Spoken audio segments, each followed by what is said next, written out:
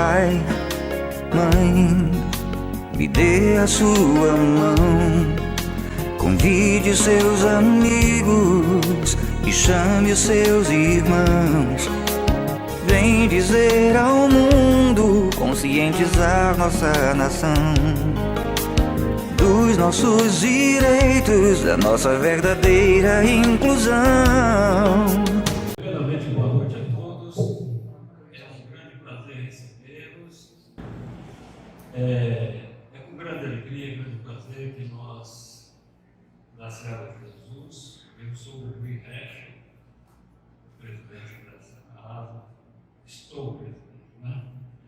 E, em nome da diretoria da Serra de Jesus, agradecemos o privilégio de sediar esse primeiro encontro de conscientização do transtorno do espectro autista. Hoje, uma roda de conversa, teremos algumas convidadas especiais, a doutora Cristina Fernandes, Bárbara Abreu de Araújo, a Fernanda de Deus, Barreira.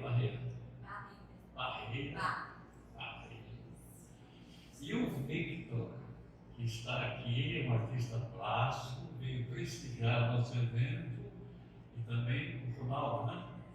Pai. Então, gente,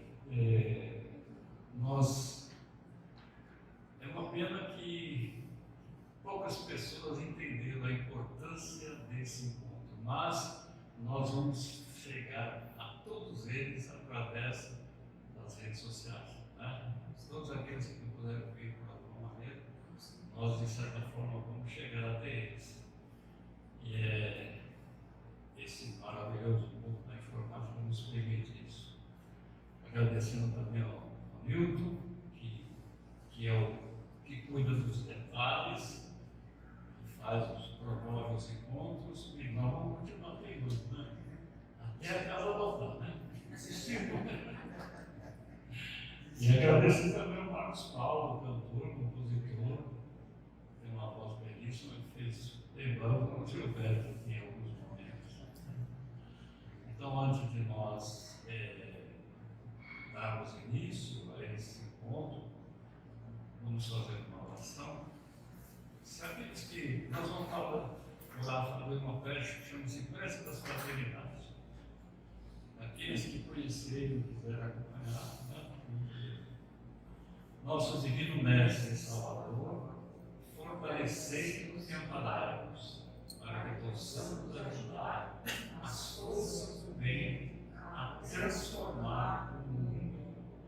Veneráveis mensageiros celestes, auxiliares de Jesus, fortalecei-nos e amparai-nos, para que possamos ajudar as forças do bem a transformar o mundo. Pai nosso, Criador nosso, fonte eterna de amor e de luz, fortalecei-nos e amparai-nos, para que possamos ajudar as forças do bem a transformar o mundo. Assim seja.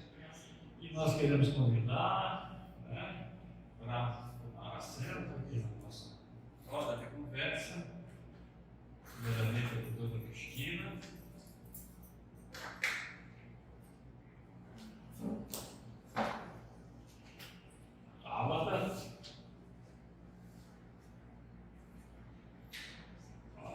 No teu nome completo.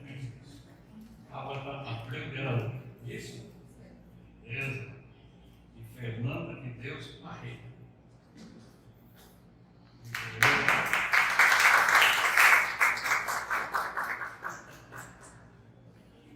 Vamos nos apresentar aqui. Agora, a sequência, por favor, Nilton, você que sabe. Para rodar e ela. Então, tome assento.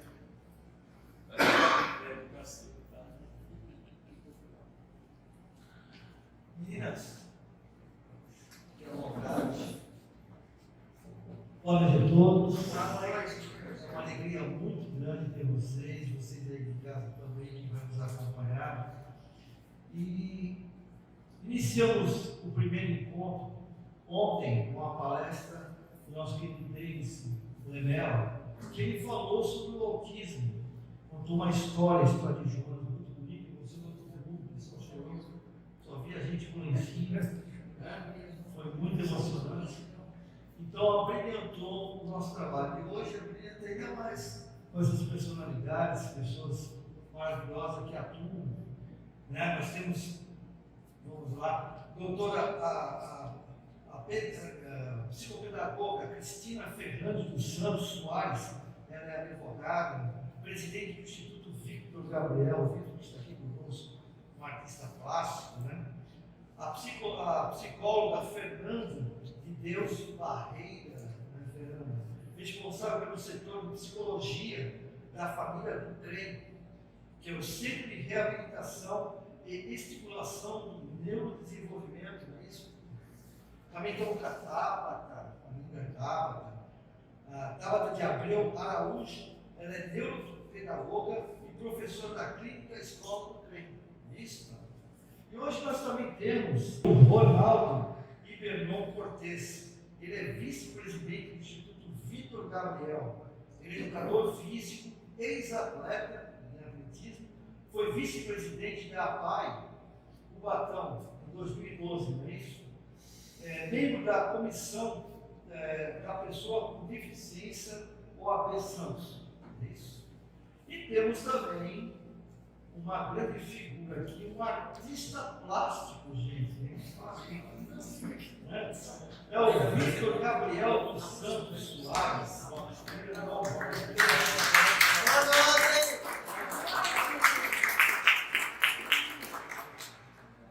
Ele é portador de TDAH, né?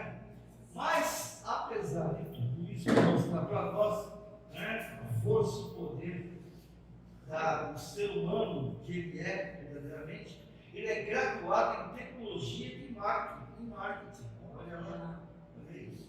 Foi graduado em educação especial, com ênfase em autismo, e ele é ativista. Então vejam bem a importância dessa escola, que é a clínica que leva o nome dele, né, Victor Gabriel, né, nas pessoas.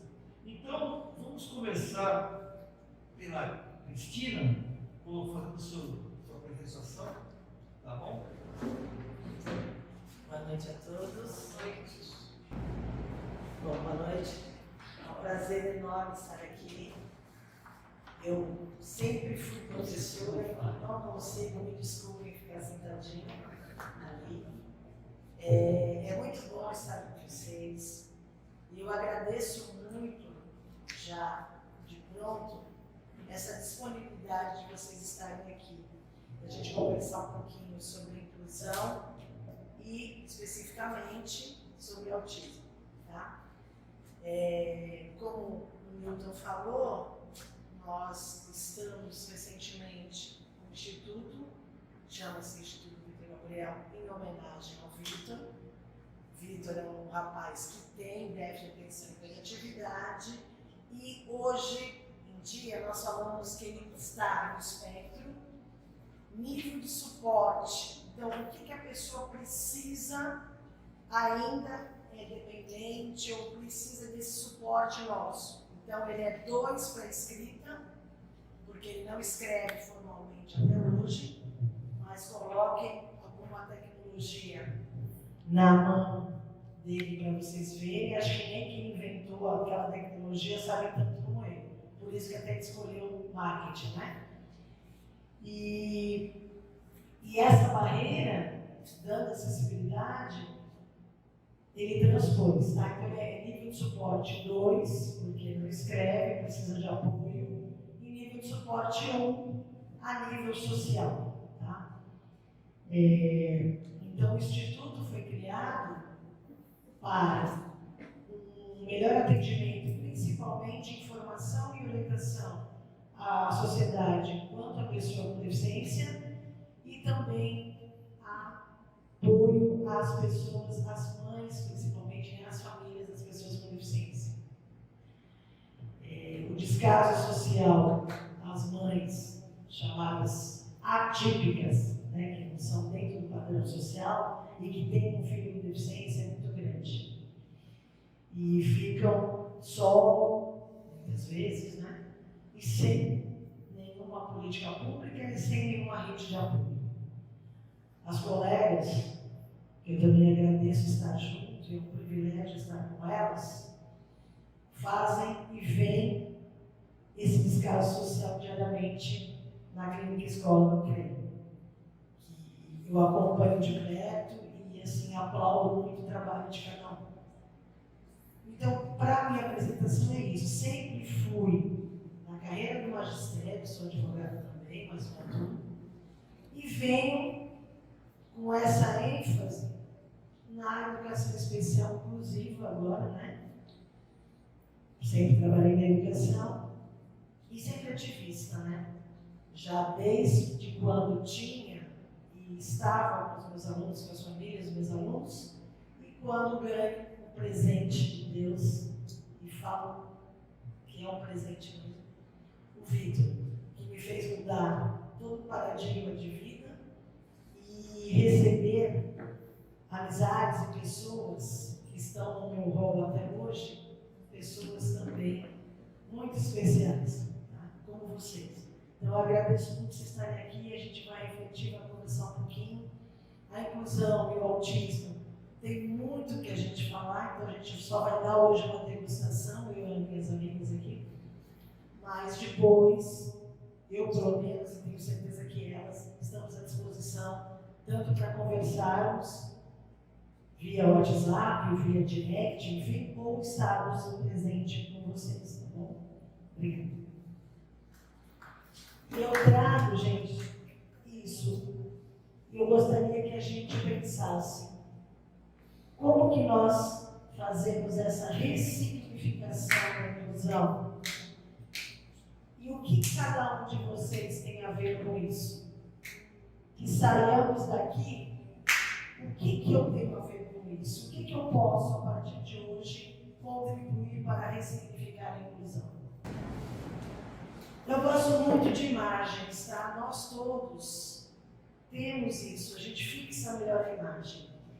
E eu recebi, há um tempo atrás, uma amiga, essa chart, né, essa imagem, onde duas crianças conversam.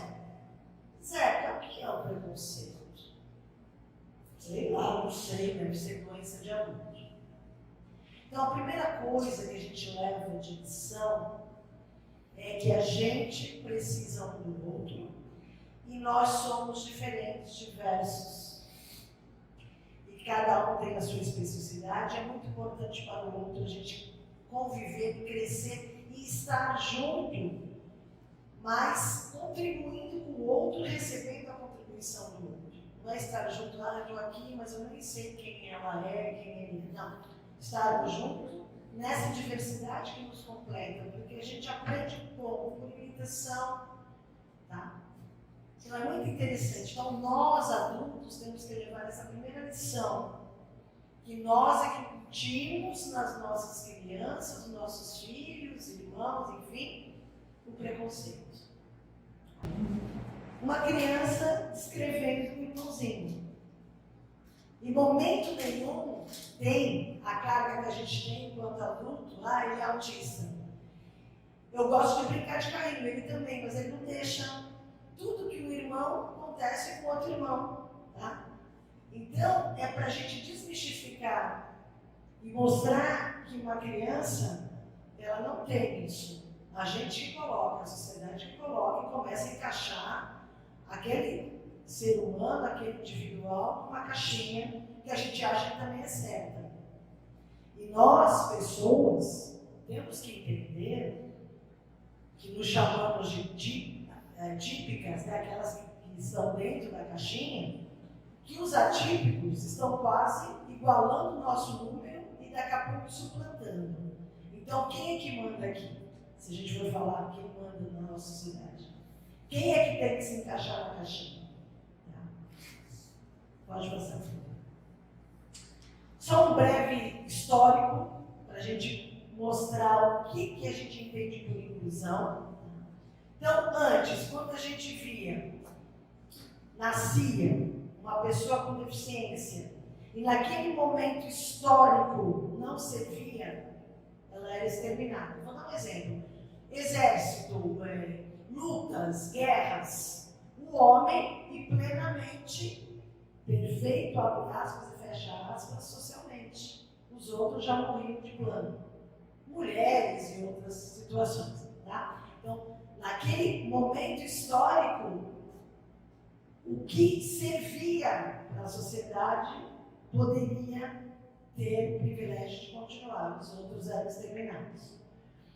Vai se avançando e continua a exclusão social, e, por exemplo, a época da Igreja Católica vindo com toda aquela força, aquelas instituições onde se colocava a pessoa ali, totalmente à margem social, inclusive fora do convívio com a família.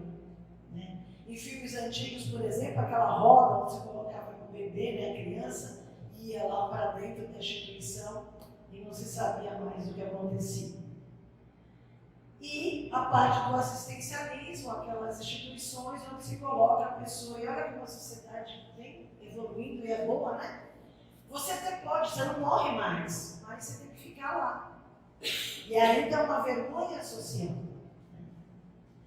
Ou trancado com a família. Então, muitos relatos de pessoas que hoje em dia ainda aparecem, tem, né, porque a família não tem como, não teve nenhum recurso, nenhum apoio, nada, que trancarem, acorrentarem. Por quê? Porque não teve nada no começo, não teve nenhuma estimulação e foi crescendo, não foi ao contato social, não foi à convivência, não aprendeu, ficou, né, uma pessoa não sociável e, por não ter, às vezes, nem como se comunicar e a família também não ter apoio, informação, conhecimento, infelizmente chega a isso. Então, fica trancada com a família.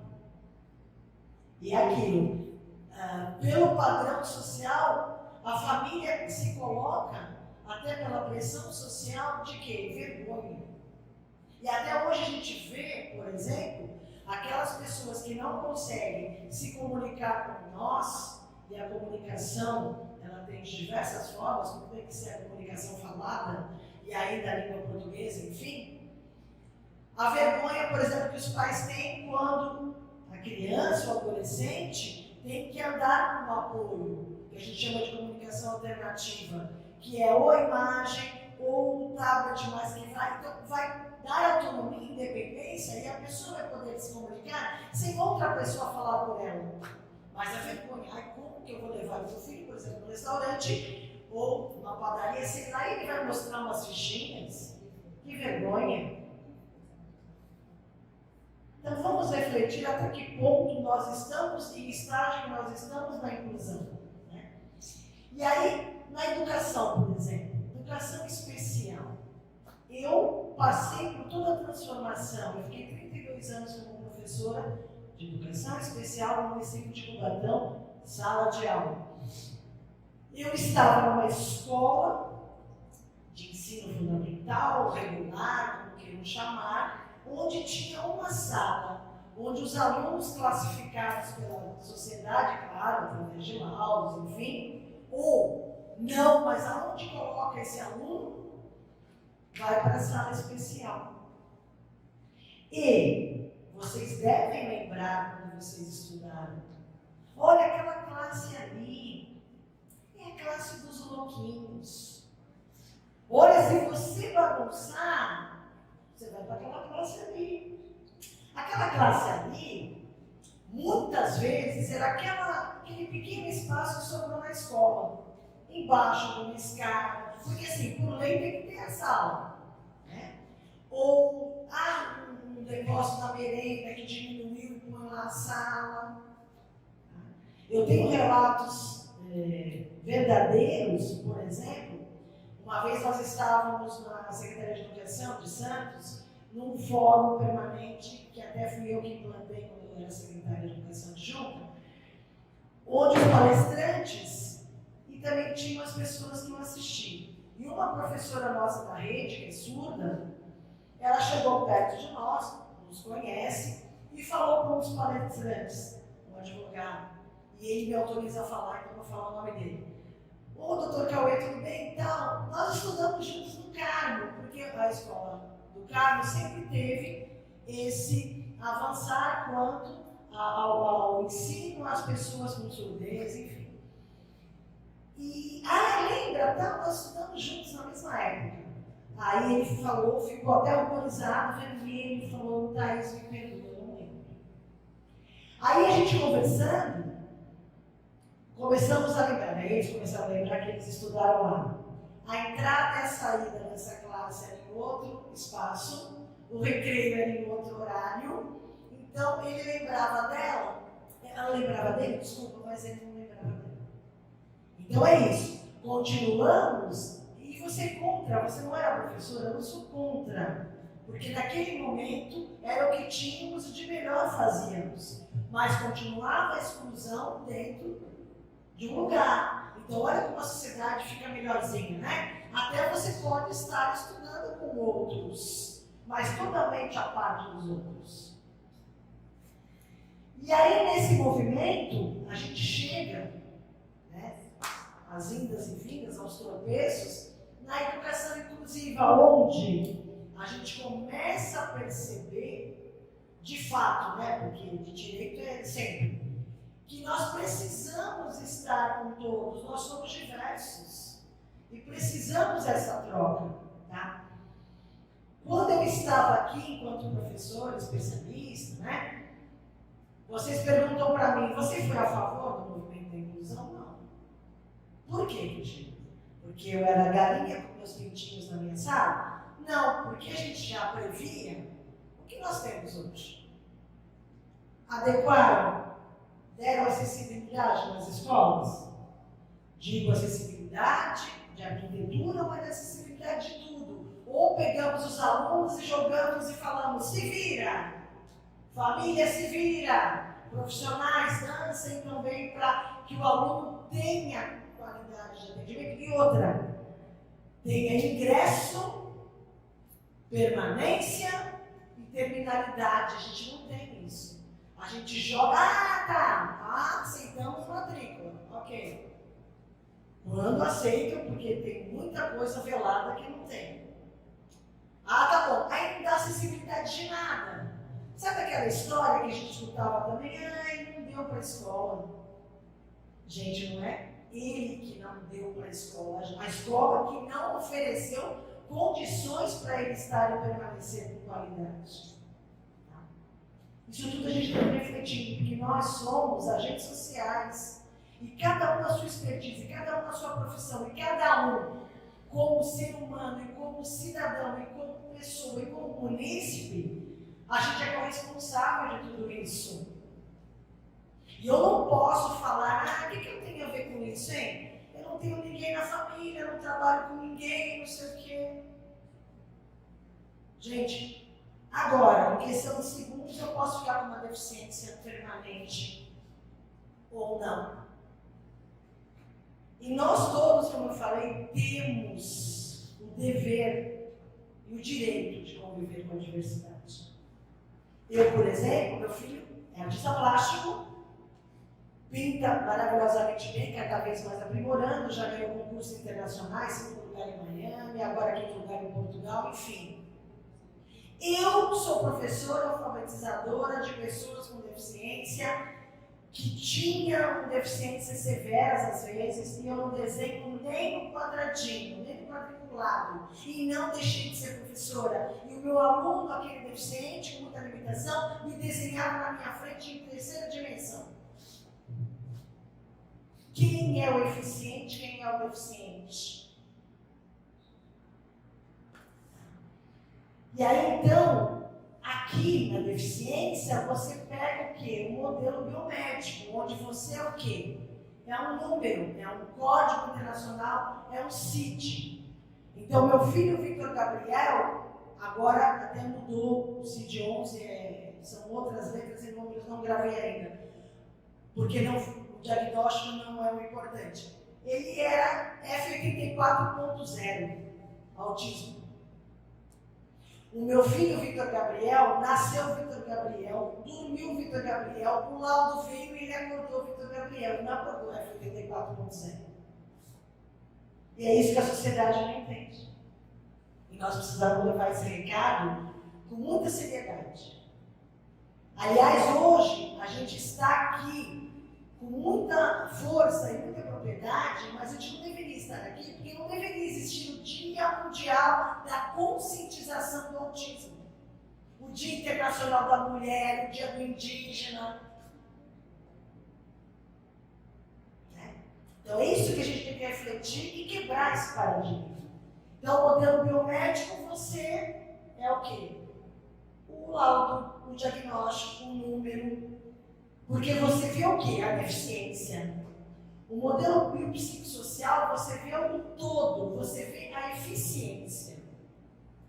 Tanto que existe um questionário onde uma equipe multidisciplinar, para atestar a situação do que pode e o que não pode, inclusive para efeitos legais de curatela, de você interditar uma pessoa, vem essa funcionalidade. Então, por exemplo, meu filho, os profissionais vão vê-lo na minha casa, na cozinha. Ah, ele não corta com a faca, por exemplo. Mas peraí, ele não corta com a faca pela deficiência ou porque eu não dei oportunidade dele? O que a deficiência atrapalha ele cortar com a faca ou não? Se ele não tem também a deficiência física. Entendem? A gente faz uma generalização da deficiência. Ah, ele fala. Ah, ele não baba. Ah, ele não sei o quê. Porque a gente generaliza a deficiência. Então, nós estamos oscilando, claro, né? Mas deveríamos estar assim, na eficiência de cada um. E quando buscarmos a deficiência, será que essa deficiência não é do meio? Então, vou dar um exemplo aqui, né? Básico. E assim, uma crítica construtiva para dar um exemplo, tá? Uma pessoa cadeirante poderia vir compor a mesa? Então, é pela deficiência que a atrapalha ou pela deficiência do meio, a não acessibilidade? É isso que a gente tem que ver. Então, a gente fala hoje em dia que muitas vezes o meio que é deficiente, não a pessoa transpõe a deficiência. Não sei se me fiz entender. E eu coloco a interdição, gente, porque era uma condição anterior. Toda pessoa com deficiência, aos 18 anos, perdia sua capacidade plena e era interditada. Então, uma outra pessoa respondia por ela. Hoje, não. Através de todo um estudo, um processo, né, que você entra na tela, vão ter todas umas avaliações biopsicossocial e, se realmente precisar, a pessoa vai ser interditada. Ah, mas o que faz? Por exemplo, meu filho, ele é muito ingênuo para questões de compra, venda, civis, enfim. Ele é ingênuo, qualquer um ele acha todo mundo lindo, todo mundo, né, vai fazer o bem a ele. Então, existe um dispositivo legal que é decisão apoiada. Como é isso? Ele indica duas pessoas, o juiz determina, e nessas situações se senta, faz tipo uma reunião. E aí essas duas pessoas vão falar, olha, Vitor, é assim, se acontecer isso, tem isso, se acontecer aquilo, tem aquilo. Aí os três, e ele é a decisão final. Tá? Então, é um dispositivo legal, decisão apoiada. Pode passar. Aqui, gente, é um outro filme, mas é rapidinho. Que é fácil de encontrar, chama-se Bem-vindo à Holanda. Era para nós refletirmos, mas cada um, até para não esgotar o tempo, e as amigas também têm muito o que nos acrescentar, onde faz uma comparação, uma metáfora entre uma viagem e o nascimento de uma criança com deficiência. Então vamos imaginar, quando a gente sonha numa viagem, aqui é uma viagem para a Itália. Então eu vou comprar guias, eu vou fazer um levantamento qual é o hotel, os lugares onde eu vou comprar, e qual é o meu vestuário para uma criança também. Nós, mães e pais, planejamos, né? Então, transpomos também os nossos sonhos, as nossas frustrações. Então, eu queria que ele fosse jogador de futebol, tem que ser jogador de futebol. Eis que tem a viagem. Quando eu vou aterrissar, eu não estou na Itália. Bem-vindo à Holanda. O texto é bem-vindo à Holanda. Tem vídeo e tem texto. Holanda? Mas eu não me preparei para a Holanda. E agora o que eu faço? Eu me preparei para a Itália, mas a Itália tem isso, aquilo, papai, a roupa, tal, não sei o quê. Nasce uma criança com deficiente. Bem-vindo à Holanda. O que eu faço agora? E aí diz também aí, você pode ficar chorando que não está na Itália. Realmente, as pessoas que caminharam com você foram para a Itália. É uma coisa que você perdeu. Mas a Holanda tem muitas coisas boas também. E aí vem novas pessoas, vem novas perspectivas. Eu não estou romantizando a deficiência. Tem situações muito desafiadoras. Mas eu estou mostrando que nós, principalmente adultos, temos que caminhar. E assim, eu não gosto, na literatura fala em luto. Meu filho não morreu, ele nasceu. Então eu não estou de luto. Claro, a gente tem aquele baque, mas por quê, gente? Primeira coisa, porque primeiro a gente pensa assim, o que eu vou ter que fazer para ele ser o mais feliz no mundo e não encaixar na casinha da sociedade, na caixinha, mas para que ele tenha autonomia e independência. E segundo, eu não sou eterna. Como é que eu vou deixá-lo preparado para ele caminhar? Tá? Então é isso que fala. Chama-se Bem-vindo à Holanda, esse vídeo. Você encontra facilmente, tem um texto também. Bom, gente, coisas básicas, inclusão, como eu falei, a gente pode falar muito, né? Capacitismo, a gente usa muito, capacitista, tem um comportamento de capacitismo. Quando você coloca e você discrimina a pessoa pela deficiência. Então, eu vou dar um exemplo que até está na imagem, eu adoro muita imagem. Se eu estou com meu filho, ele é muito falante, vocês já perceberam, cumprimentou todo mundo, mas se ele fosse uma pessoa tímida com deficiência. Então, eu estou indo com ele na rua, chega uma pessoa que me conhece, mas não conhece. Ela fala comigo e ela deixa o meu filho, deixa a pessoa com deficiência como se fosse uma planta em estado vegetativo.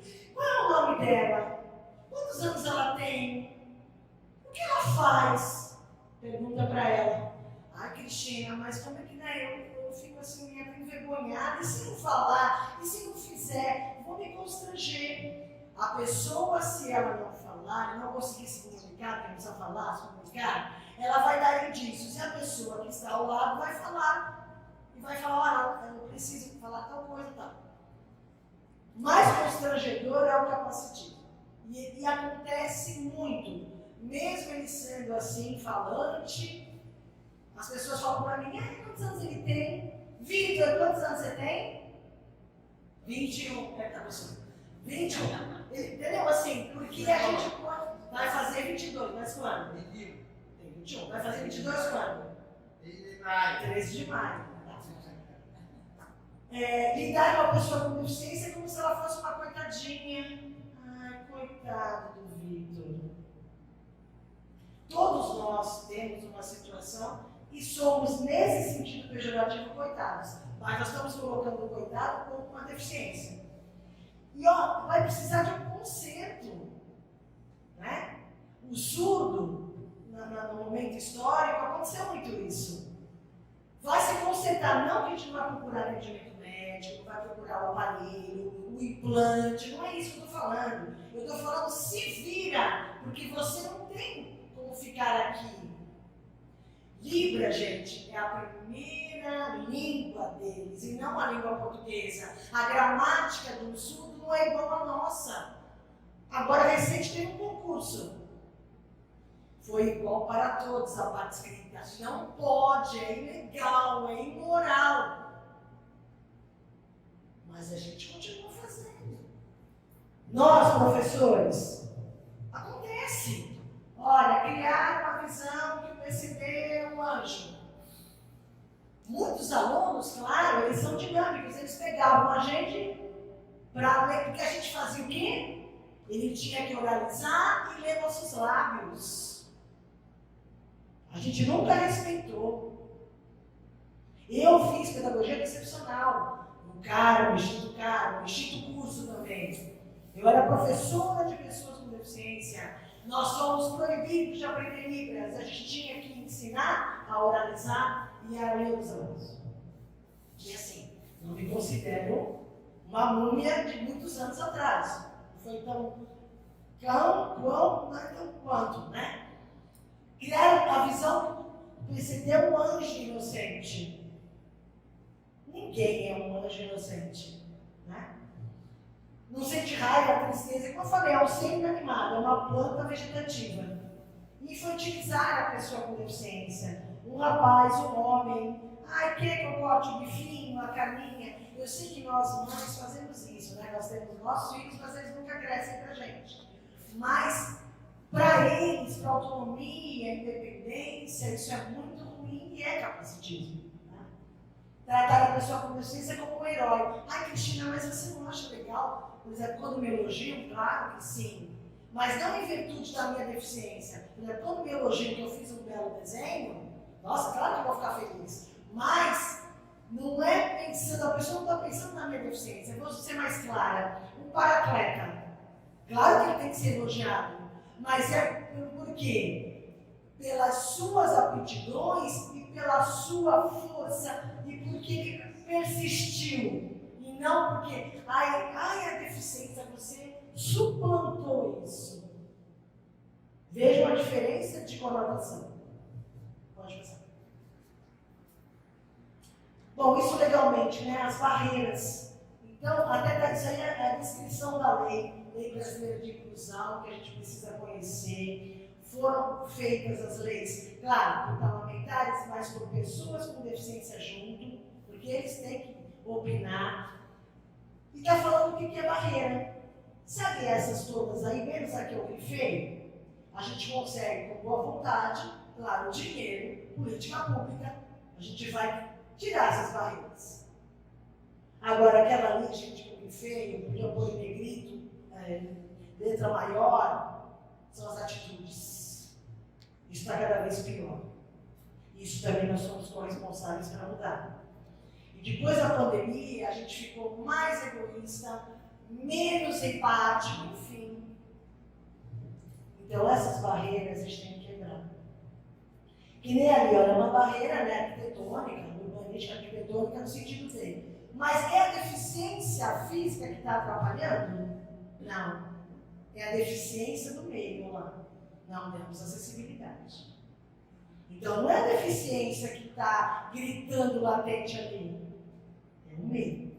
Pode passar. Então, a acessibilidade também, e assim, não só a acessibilidade física dos locais, de tudo, para que a pessoa possa estar e permanecer com qualidade em qualquer local, em qualquer situação. Tá? Também está na Lei Brasileira de Inclusão. Pode passar. Bom, gente, eu queria chegar aqui. O que é ressignificar a inclusão?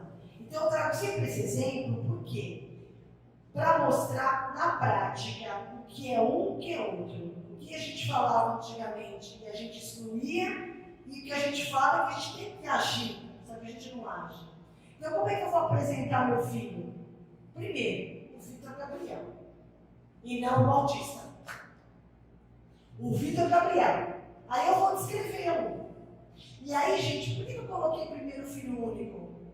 Porque muitas das situações desafiadoras que passamos não é porque ele tem transtorno de espectro autista. O comportamento dele foi, como toda boa pessoa lá, primeiro vem a pessoa. Ele testou todo mundo e agia com todo mundo do jeito que ele conseguia. Meu pai, já falecido, era a referência dele. Então, não fazia nada do que fazia com a gente com relação ao meu pai. Então, a minha mãe até falava, acho que eles estão dormindo. E eles, na época, imperativo ao extremo. Não, tudo organizadinho, lendo jornal, tarará. Já com a minha mãe de tsunami, com a minha avó mais ainda, com nós dois mais ainda. Por quê? Nós todos fazendo isso, vocês não estão me testando. E se a gente tivesse uma convivência, o que acontecia? Você ia chegar até no meu limite e você ia também brecar no outro. Então, por isso que a gente fala que às vezes, por exemplo, uma aula com o professor, o fulaninho é um, o outro é o outro. Então, primeiro a pessoa, depois a deficiência. Então, olha lá, depois ele tem déficit de atenção e hiperatividade e está no transtorno. Eu apresentei Vitor, um rapaz TDAH e autista. E eu provo com várias situações que veio primeiro essa situação de pessoa, de testar e agir com cada uma. Pode fazer. Esse é o lema da pessoa com deficiência, gente. Nada sobre nós, nada que passe sem nós sabermos, sem nós optarmos, sem a gente. Por que eu trouxe esses exemplos, né? Primeiro, uma pessoa, assim como nós, mas uma pessoa feliz. Segundo, acessibilidade. Ele não escreve, gente, mas ele é bárbaro na tecnologia. Então, ele estudando para a faculdade. Mas foi difícil. Eu nasci e me aposentei numa escola. Eu nasci porque meu pai, à época, era diretor de uma escola em Santos. Então, eu era criança e andava lá com as crianças. Então, minha raiz é a escola. Amo a educação. E foi muito difícil. O que mais foi difícil na minha vida foi a escola com a vida. Mesmo a gente sendo acessível, se colocando parceiro, enfim. E aí, mostrando que com as mãos, foi um dos primeiros quadros que o Vitor fez, uma psicóloga que era terapeuta, e que, nessa tela, por exemplo, eu estava na sala de espera, ele estava ele era hiperativo ao extremo, pequeno, e aquele dia ele estava, que não sabia onde se segurava. E ele fez esse quadro, que ficou muito bonito, que aí não dá para mostrar direito, mas ele bateu tanto na tela, gente, que eu pensei que ele ia furar a tela. E de lá ele saiu outro. E outra coisa, agora que ele sabe expressar em palavras o que ele sentia, cada quadro dele, né, agora ele faz leituras, mas cada quadro dele, antes ele conta pra gente como ele via o autismo, como ele via as pessoas que o viam com o autismo. Tem muitas emocionantes. Em outro momento, eu trago para vocês, ele vai contar, né, porque ele interpretou um quadro. Só um exemplo rápido. Uma delas, ele sempre gostou de telas grandes e pintar colorido. Aí ele pintou. Aí no finalzinho da terapia, ele passou mais para o marrom, tudo por cima. E aí um pedacinho pequenininho no meio da tela, quase imperceptível, né? Amarelinho. Aí ele falou para a terapeuta. Assim as pessoas me veem. E eu tô aqui, ó, só que eu não consigo sair do mundo. Ele fala. Pode passar. Gente, a família eu trouxe, mas depois a gente vai comentar, quando a gente discutir, tá bom? A importância da família, a importância do pai, que muitas vezes foge, né? Pode passar. A rede de apoio, gente, é muito importante. A gente não consegue sozinho. Por isso que muitas mães de pessoas com deficiência acabam aqui, em depressão ou, infelizmente, se suicidando. Então, rede de apoio, a arte-terapeuta, o musicoterapeuta, a professora de dança, a ecoterapia, o médico, todos juntos para essa rede de apoio. Rede de apoio na escola. As adequações também, olha, na época ele adorava o Lucas Neto. Então, o Lucas Neto que estava ali, ele fazia a lição para agradar o Lucas Neto, não para mim nem para a professora, mesmo ele gostando muito de mim e da professora.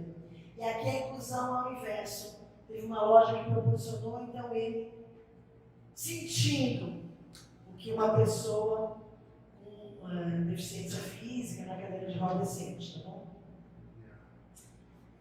Conscientização e ação, é isso que nós estamos fazendo aqui, é isso que eu preciso que vocês levem para casa de lição para todo dia.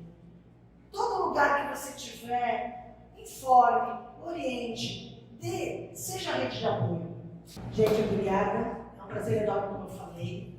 Estamos à disposição, são nossas redes sociais.